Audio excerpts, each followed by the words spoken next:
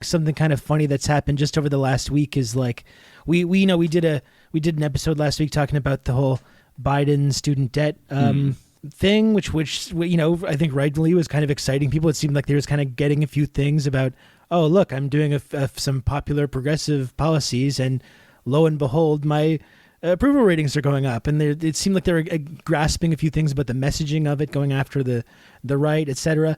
He gave a speech around that time that he was really like Biden was like the most energetic and coherent that I've seen him since like 2014. Like I don't know what drugs they were giving this guy to unleash the dark Brandon, but he was like I was stunned. He was completely turned back the clock like almost a decade there. And then it really seems like now this week the kind of the dark Brandon hangover is hitting. He's going back to looking like a feeble old man. He's like saying we need to fund the police. Yeah. People were saying like maybe he's going to do weed next. That would be the thing that's going to vanquish all his enemies. And he immediately pivots to like, we need to fund the police even more, Mac. I love that. And it seems shit. like the honeymoon is kind of over. The dark Brandon honeymoon is over before it began. Well, also, I like the dark Brandon stuff because it sucked immediately. Yeah. It was so awful. Well, as soon as people started unironically doing it, it's like now it's not good. The moment I saw Neera Tanden post was the moment. That's no good. What remains of my soul started crumbling. It's like, oh god, no.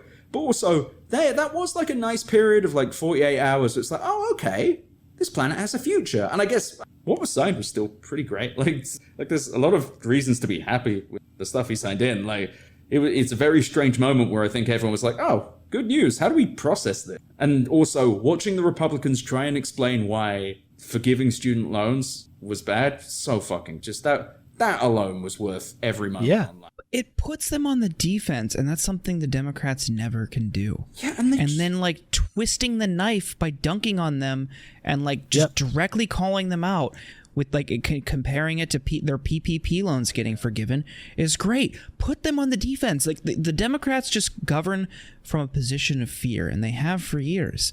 And they're always trying to like, oh, well, we want to work together. And they just stand there as Republicans just keep making things worse. And like, we want to work together. Why can't we just work together? And Republicans are just like, fuck you. And they just keep doing what they're doing. And finally, the Democrats did something on their own and then like just kept rubbing it in.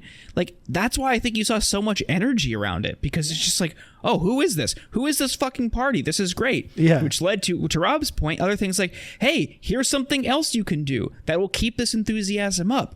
Matt Iglesias tweeted something out the other day that I just thought was, and it also illustrates just the common like centrist Democrat mindset.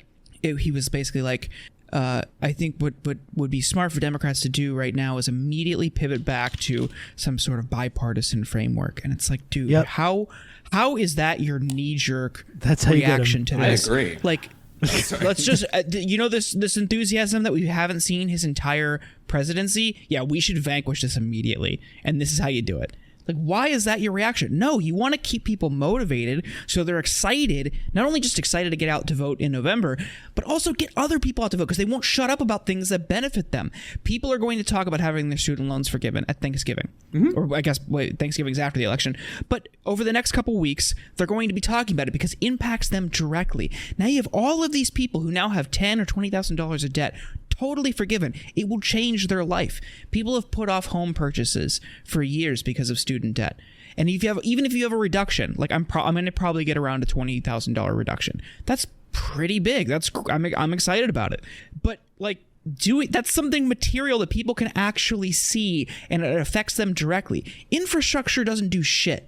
No one's going to be like, dude, you got to get out to vote. Have you seen how fucking great the roads are now? The potholes are filled. We have to go vote. No one's especially when none of the infrastructure includes transit or anything that people could actually like use. Didn't Joe Biden fucking go off for about years. Amtrak as well? Like, wasn't he like crazy about Amtrak? He is. He's a big train guy, and he's not acting like it, Mac. But like, if you want to get into transit, everyone's fucking pissed about flights. Yep. Like flights have been a disaster for months, and people are going to look to the government for that.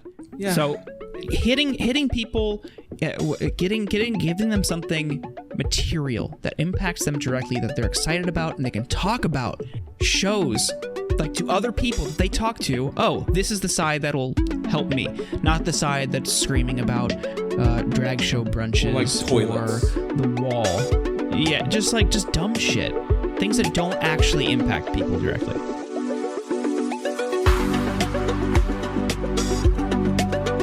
Thank you for listening to this sample of the Insurgents podcast. To hear the rest of this episode and for more bonus content, please subscribe at theinsurgents.substack.com.